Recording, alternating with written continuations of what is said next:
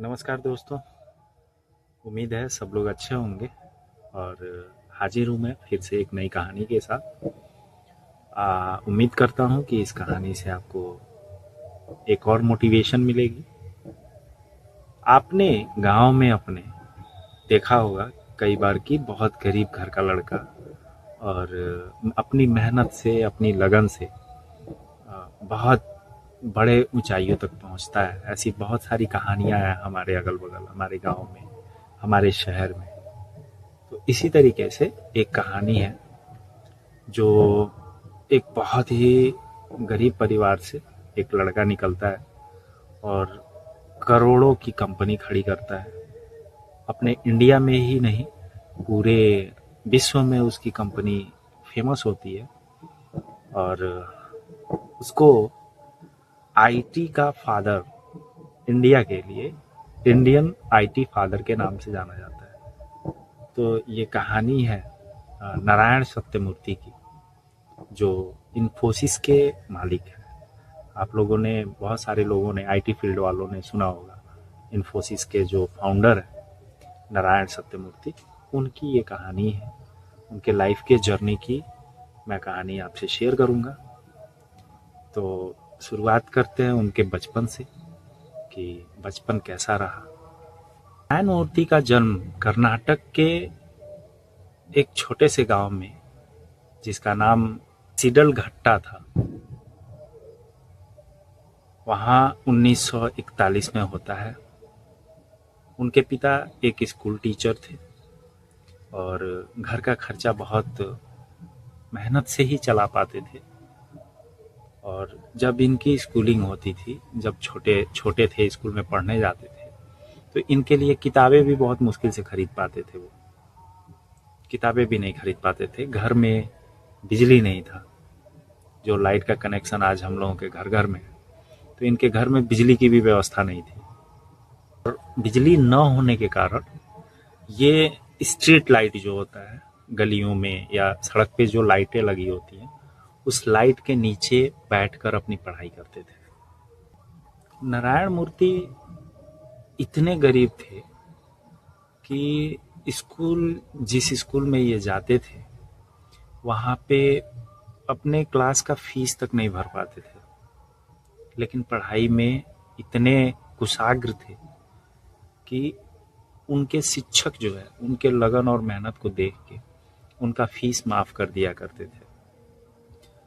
नारायण मूर्ति चूंकि मैथ में बहुत ज़्यादा तेज थे, मैथ उनका जो था वो काफ़ी, उसमें ब्रिलियंट स्टूडेंट थे मैथ के। स्कूलिंग पूरी करने के बाद से नारायण मूर्ति इंजीनियर बनना चाहते थे।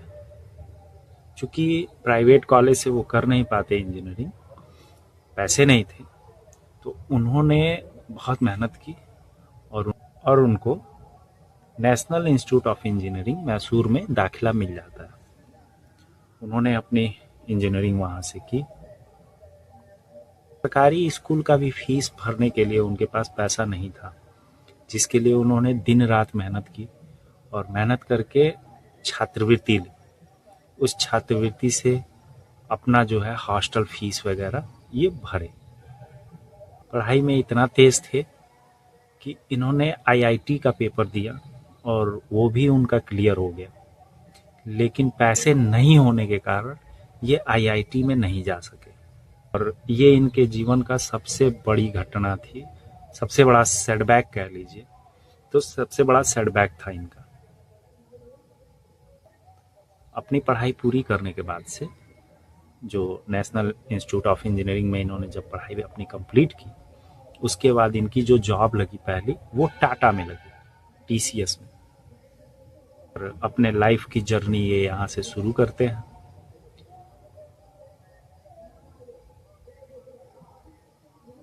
जॉब करते करते एक बार की घटना है कि ये यूरोप जाते हैं और यूरोप में इनको गलतफहमी के वजह से पुलिस वालों ने इनको जेल में बंद कर दिया, यूरोप में ही।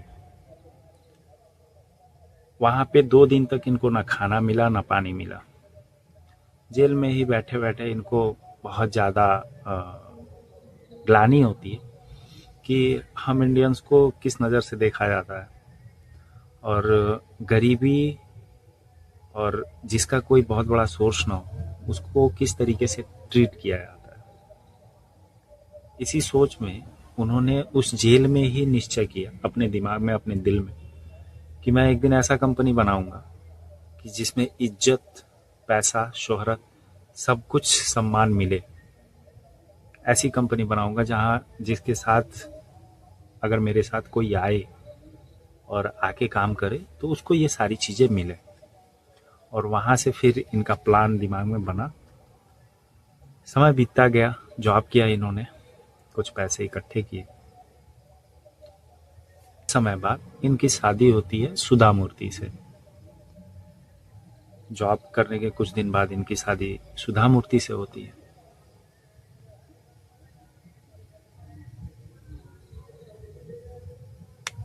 और आगे चल के यही सुधा मूर्ति इन्फोसिस के लिए बहुत बड़ा, इनका एक तरीके से बोल रहे हैं कि एसेट साबित होती है। इन्फोसिस को आगे बढ़ाने में, इन्फोसिस को बनाने में बहुत बड़ा योगदान सुधा मूर्ति का रहता है। जब इन्होंने कंपनी क्रिएट की पे इनके पास पैसा बिल्कुल नहीं था।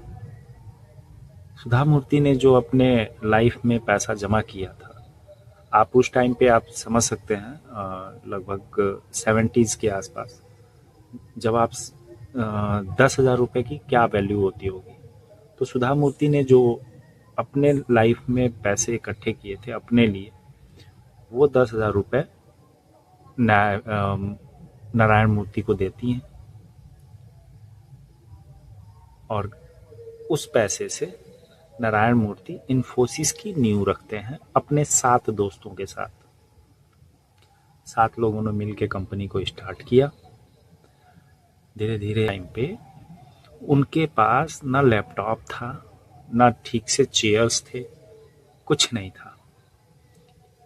आईटी वाले जनरली वो अपना ऑफिस खोलते हैं, आप लोग जानते होंगे, अभी 2025 का जो दौर चल रहा है, तो आईटी करने के बाद से अमूमन स्टूडेंट्स का ये होता है कि वो अपना खुद का सॉफ्टवेयर वगैरह डेवलप करें या फिर अपनी कंपनी खुद का स्टार्ट करें।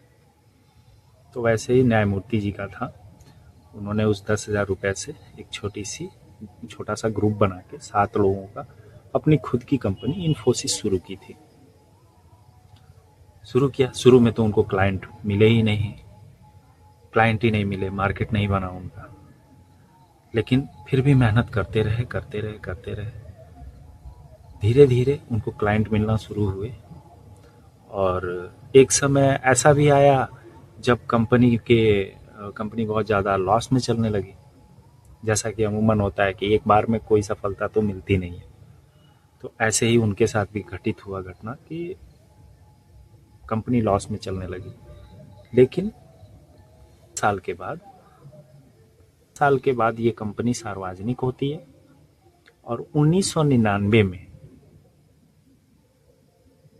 अमेरिका के NYSE में लिस्ट होती है। जो कंपनीज होती हैं वो अपने भारत के NSE में होती हैं, लेकिन अमेरिका के NYSE में होने वाली भारत की ये पहली आईटी कंपनी थी।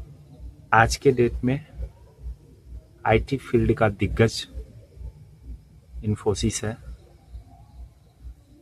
3 लाख से ऊपर कर्मचारी हैं, अरबों डॉलर की ये कंपनी है और नारायण मूर्ति को भारत का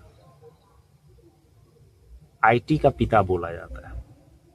एक लड़का जो स्ट्रीट लाइट के नीचे अपनी पढ़ाई करता था, वो अमेरिका के NYSE में अपनी कंपनी को लिस्ट करा के आज अरबों डॉलर की कंपनी खड़ी कर दिया।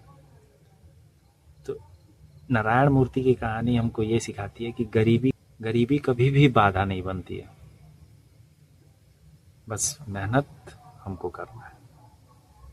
अपने छोटे हों या बड़े, हिम्मत उसको सच बना देती है। ईमानदारी, ये हमारी सबसे बड़ी पूंजी है। दोस्तों, आपको कहानी कैसी लगी? अगर अच्छी लगी हो तो कमेंट में ज़रूर बताएं। मिलते हैं फिर एक छोटी सी कहानी एक नए मोटिवेशन के साथ। नमस्कार।